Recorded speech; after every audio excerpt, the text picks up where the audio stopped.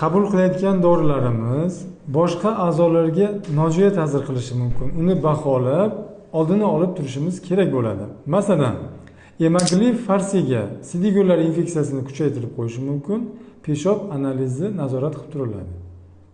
Dexametazon prednizolon suyakda kalsiyni yuvadi, aseptik nekroz, osteoporoz chaqirishi mumkin.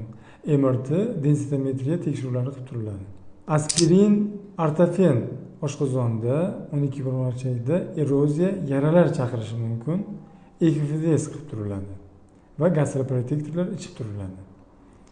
Raksera, metformin jigarni shikastlashi mumkin. Jigar fermentlari tekshirib turiladi.